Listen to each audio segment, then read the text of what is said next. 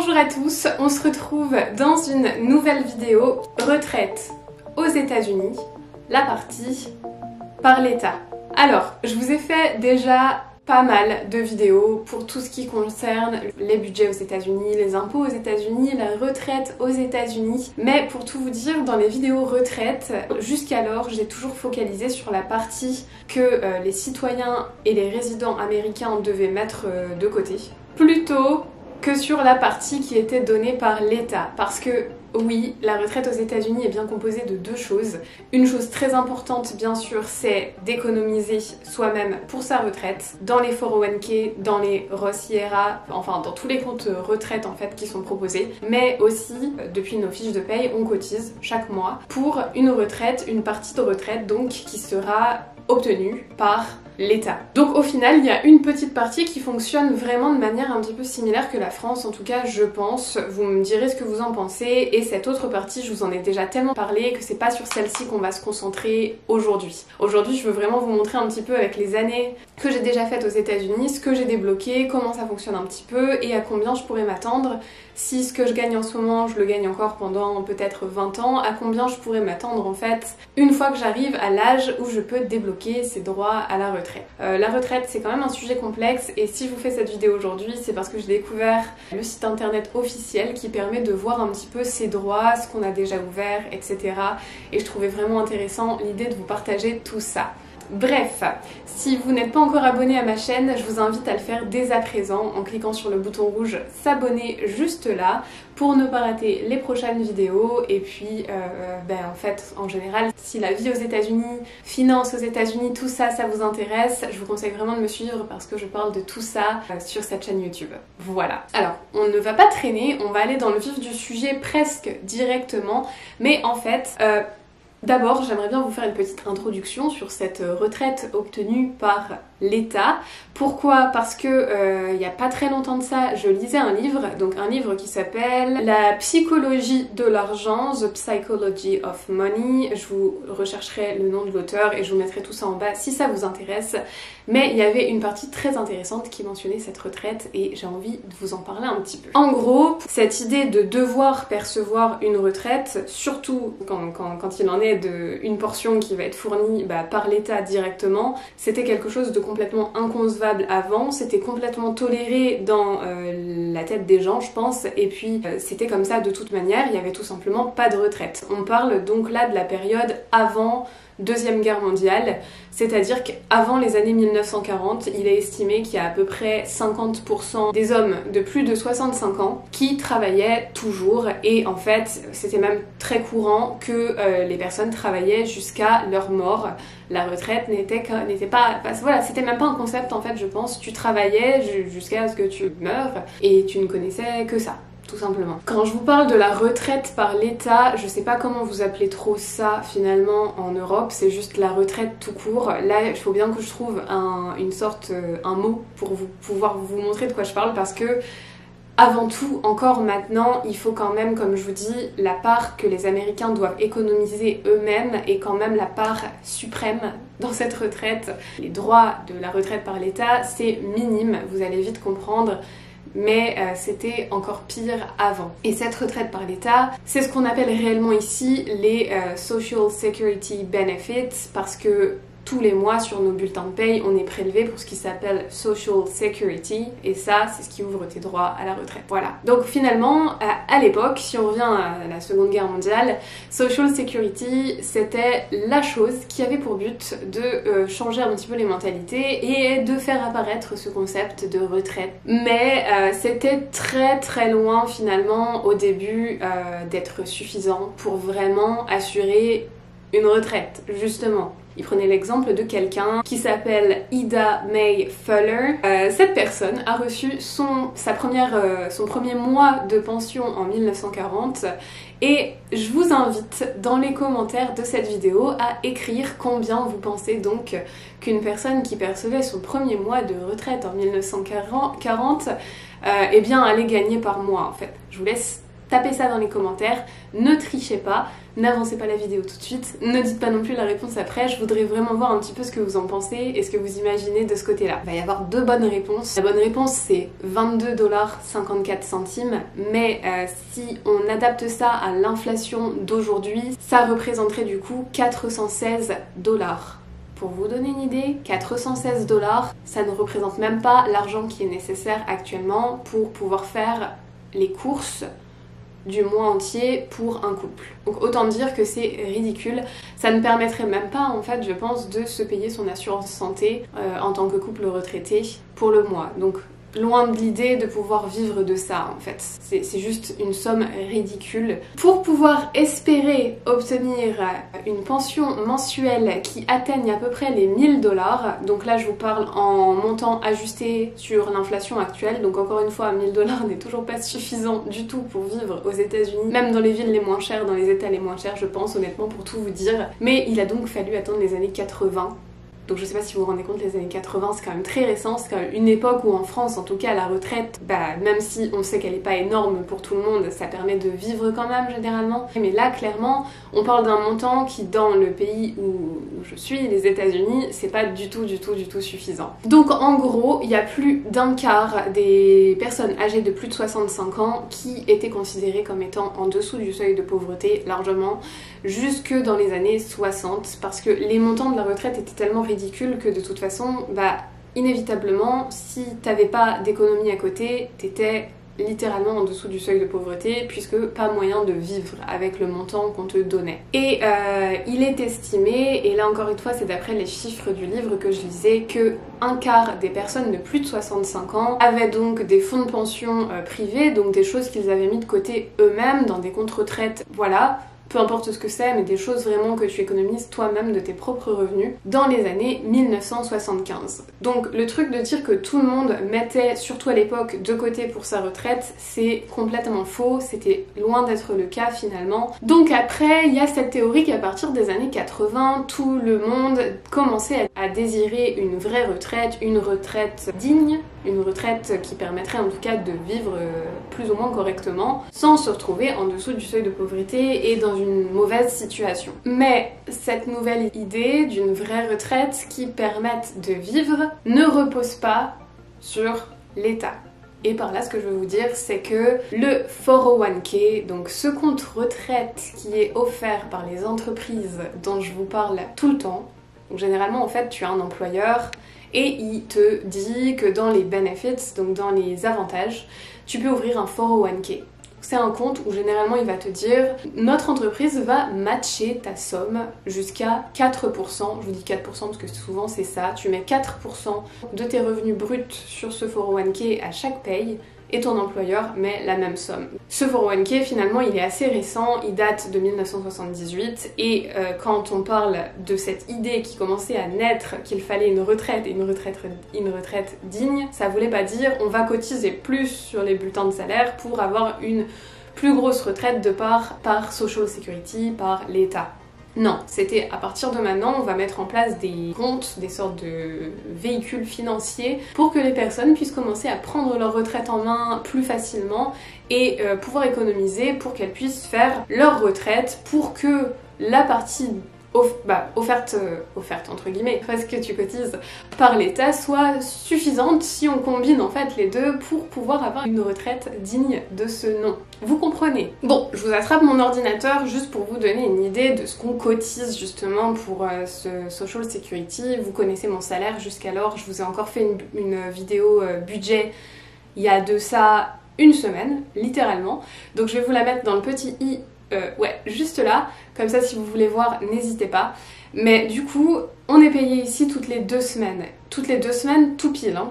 Donc ça veut dire qu'il y a certains mois dans l'année, généralement 2 mois dans l'année où tu reçois 3 salaires. Ils sont géniaux ces mois-là. Et donc, Étant donné que vous connaissez mes revenus, je vais vous montrer dans cette vidéo consacrée à la retraite la partie que je paye donc toutes les 2 semaines pour le fameux Social Security. Voilà, comme ça vous verrez ce que je paye pour 2 semaines, soit 115 $ et 6 centimes, et la petite partie déduction justement de tous les impôts qui sont prélevés sur chaque fiche de paye ici. Vous allez voir aussi du coup les impôts fédéraux et puis la taxe Medicare. Voilà, comme ça vous allez voir un petit aperçu global de ce que c'est. Donc en gros pour l'impôt, la taxe Social Security, c'est 115 $ et 6 centimes toutes les 2 semaines, soit à peu près 230 $ par mois et 345 $ les 2 mois de l'année où je reçois 3 payes. Donc autant dire que ça me paraît pas si énorme que ça. Je sais pas combien vous êtes prélevé en pourcentage ou en montant en fait par rapport à votre salaire en France pour tout ce qui concerne la retraite, mais il me semble que c'est bien plus quand même que cette portion là. Pour vous rappeler un petit peu du coup, mon salaire brut sur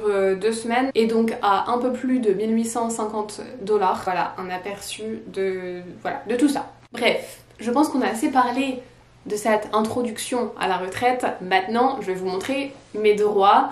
Il faut savoir que si vous ne suivez pas cette chaîne depuis longtemps, je vais devoir vous faire un petit résumé un petit peu là de mon parcours professionnel qui est un petit peu semé d'embûches et de plein de choses étranges. Quand on est arrivé aux États-Unis, je n'avais pas de permis de travail, je n'avais pas le droit de travailler et on s'y est très mal pris, ce qui fait que pendant un tout petit peu plus d'1 an d'ailleurs, je n'ai pas pu travailler du tout. Voilà, donc ça fait un peu plus de 6 ans qu'on est là et dites-vous que déjà il y a 1 an complètement qui est rayé à cause de ça. Ensuite, j'ai travaillé 2 ans dans un cinéma où j'étais employée, où je suis devenue superviseur, où je suis devenue manager ensuite, donc un grand cinéma avec 19 salles. Voilà, c'était une expérience magnifique, mais il faut savoir que ce domaine, l'industrie du cinéma, quand tu travailles dans un cinéma comme ça, surtout en tant qu'employé, c'est extrêmement mal payé et en fait même en tant que manager c'était pas de gros revenus. Clairement c'est une bonne chose que je sois passée à autre chose ensuite. Est arrivée la maladie qui fait qu'on s'est retrouvé en pandémie pendant pas mal de temps et aux États-Unis globalement ce genre de business a fermé pendant un peu plus de 6 mois si je me rappelle bien et j'ai eu cette opportunité de travailler dans une assurance santé, une compagnie française à Miami, une expérience que j'ai trouvé très fort désagréable. Vous le savez si vous avez vu ma vidéo J'ai démissionné qui est sortie il y a de ça 2 ans, mais mon salaire a monté un petit peu à ce moment-là et du coup j'ai passé, bon pas tout à fait 1 an mais presque 1 an dans cette compagnie. Si vous voulez savoir un petit peu les détails de ce qui s'est passé, je vous invite vraiment à voir la vidéo J'ai démissionné, mais dans les faits le salaire était plus confortable, simplement qu'il y a un moment par rapport au travail qui devait être fourni, par rapport à la fatigue, au stress et à tout le reste, ça ne valait pas du tout la peine. Ce que j'ai fait finalement c'est que j'ai continué un petit peu, mais j'ai tout de suite postulé dans la compagnie où je suis actuellement, qui est la compagnie où je gagne le plus que ce que je n'ai jamais encore gagné depuis que je suis aux États-Unis. Clairement, j'ai été en progressant au fur et à mesure. Voilà, ça fait presque 2 ans que j'y suis maintenant dans cette compagnie, donc comme ça vous avez une petite résumé du parcours. Donc du coup, quand on crée un compte avec le site qui s'appelle ssa.gov, donc on a besoin pour ça d'un Social Security Number et en fait, créer le compte là-dessus, ça te permet de voir où t'en es en termes de ce qu'on appelle work credits. Et là, vous allez voir qu'en fait, j'en suis à 24 sur 40. Pourquoi j'en suis déjà à 24 sur 40 alors que si vous comptez bien, mes années d'expérience aux États-Unis, en gros, se situent même encore un tout petit peu en dessous des 5 ans travaillés, je crois, me semble-t-il. Tout simplement parce que ici, tu peux ouvrir tes droits à la retraite, donc on parle toujours de cette partie par l'État, n'est-ce pas? Tu peux les ouvrir après 10 ans d'expérience de travail. C'est-à-dire que pour ouvrir tes droits maximaux, il me semble bien qu'il va falloir que tu travailles 30 ans, mais à partir de 10 ans travaillés, tu les ouvres. C'est-à-dire que dès que tu as travaillé 10 ans, tu pourras choisir soit 62, soit 67 ans, mais tu pourras les ouvrir à ce moment-là. Ouais, ça veut pas dire que là, je peux travailler 10 ans et pouf, j'ouvre mes droits et je commence à percevoir. Non, ça veut dire qu'à partir de 10 ans travaillés ici, quand tu auras 62 ans, tu pourras demander à percevoir ce qui t'est dû chaque mois en termes de Social Security. Si tu ouvres tes droits à 62 ans, tu vas ouvrir des droits qui seront plus réduits que si tu attends 67 ans. Mais c'est un choix, donc voilà. Tout comme si tu travailles que 10 ans, tu vas ouvrir des droits bien plus réduits que si tu travailles 30 ans. Bref, il y a tellement de combinaisons en fait possibles, tu fais un petit peu ce que tu veux, mais forcément le montant mensuellement que tu vas avoir va être fortement impacté. Vous savez qu'on a des désirs de retraite anticipée, ce qui ferait que faire les 30 ans en entier, c'est pas forcément notre désir à nous. Le but, ce serait juste que oui, les droits soient débloqués. À 62 ans, on se décide de les ouvrir. On n'attendra jamais jusqu'à 67 ans. Ça sert à rien parce qu'on ne travaillera plus d'ici là. C'est une certitude certaine. Mais voilà. Donc, autant vous dire que nous, on essaie au maximum de remplir les comptes retraite qu'on fait nous-mêmes et que ça, c'est un petit surplus qui servira pour ce que ça servira, mais on compte pas dessus énormément en fait. Aussi, il faut vous dire que la partie que je paye en Social Security, ce que je vous ai dit tout à l'heure qui était indiqué sur mon bulletin de salaire, il faut savoir que l'employeur lui aussi doit payer une partie pour la Social Security pour son employé et en gros c'est la même chose. C'est-à-dire que si là sur mon compte je regarde ce que j'ai payé depuis le tout début pour Social Security, je vois que mes employeurs ont payé les montants, en fait les deux sont exactement les mêmes. Juste pour vous donner une petite idée. Bon, quand tu es sur le site ssa.gov, tu as ce qu'on appelle le Retirement Calculator, qui est donc le calculateur de retraite, et c'est là-dessus que je vais vous emmener maintenant. Donc, la première chose qu'il faut entrer, c'est la date de naissance. La deuxième chose qu'on va entrer, c'est le salaire qu'on a gagné sur l'année, donc le salaire brut. Je vais mettre 45 000, je suis pas tout à fait à 45 000, je suis légèrement en dessous pour tout vous dire, mais j'arrondis, hop. Ensuite, tu dois dire si tu veux faire le calcul avec les dollars de ce qu'ils valent actuellement ou les futurs dollars selon l'inflation potentielle future. Je vais faire avec les dollars d'aujourd'hui. Et tu dois aussi dire quel mois et quelle année tu planifies de prendre ta retraite. Alors, je vais vous montrer avec deux exemples. Je veux théoriquement une retraite anticipée. Mais là, on va faire un calcul comme si je prenais une retraite normale, donc à 62 ans. Alors, j'ai actuellement 29 ans, pour ceux qui ne le savent pas. Même si je vais avoir 30 très bientôt, je triche légèrement ici. Mais du coup, on va faire 2023 plus 33 ans pour que j'ai 62 ans. Donc on va dire en 2056 et on va faire soumettre la demande, voilà. Et comme ça, vous allez voir qu'avec le salaire que j'ai actuellement, si je travaille encore pendant ces 33 ans et que je prends donc ma retraite à mes 62 ans, ma retraite à 62 ans sera donc à 1372 $ par mois. À Miami, ça ne permettrait peut-être même pas de payer mes impôts, mes HOA d'ici là, bien que je sois propriétaire, si la propriété était finie de payer. Autant vous dire que c'est pas suffisant. Autant vous dire quand même aussi que mon salaire va sûrement augmenter dans le futur, donc ce montant sera réajusté. Si là c'est 1372, j'ose espérer que ce sera peut-être 1006, 1007, selon les augmentations que je vais connaître dans ma carrière. Ça va pas faire une différence si énorme que ça, justement. Faudra qu'un jour je vous fasse une vidéo retraite, notre plan complet, mais ça va quand même être un complément intéressant. Voyez-vous. Sauf que on ne planifie pas forcément de prendre la retraite à 62 ans. Donc là, je vais vous mettre quelque chose d'un peu, voilà, un entre-deux un peu réaliste au cas où je fasse vraiment un mi-temps pendant 10 ans, après, ensuite, etc. Je ne sais pas trop, je divague. Admettons maintenant que je prenne pas la retraite à 62 ans, mais que je la prenne à 50 ans. 50 ans, pour moi, c'est-à-dire encore 20 ans de plus à travailler.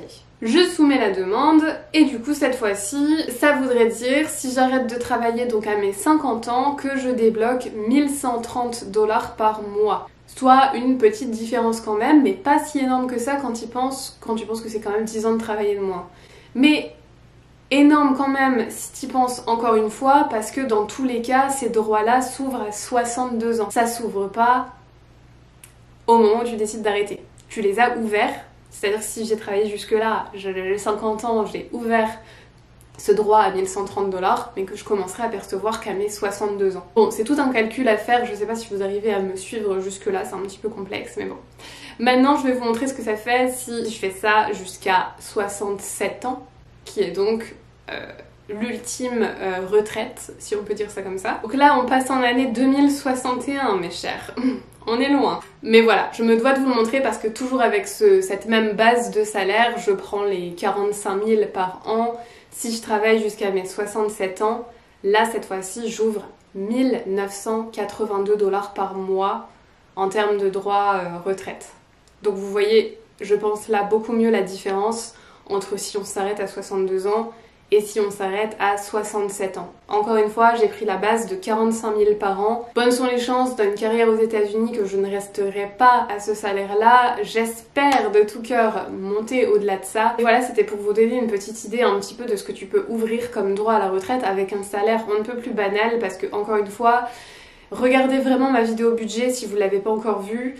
Mais je vous explique un petit peu l'inflation actuelle, le coût de la vie à Miami et vous verrez qu'un salaire de 45 000 par an, c'est pas considéré être un gros salaire du tout dans la ville où je suis. C'est un salaire on ne peut plus normal, même si je suis ravie de l'avoir parce que en l'occurrence, ça nous suffit amplement avec le salaire de Kevin. En plus, on est deux à travailler, donc voilà, je suis super reconnaissante de ce que j'ai.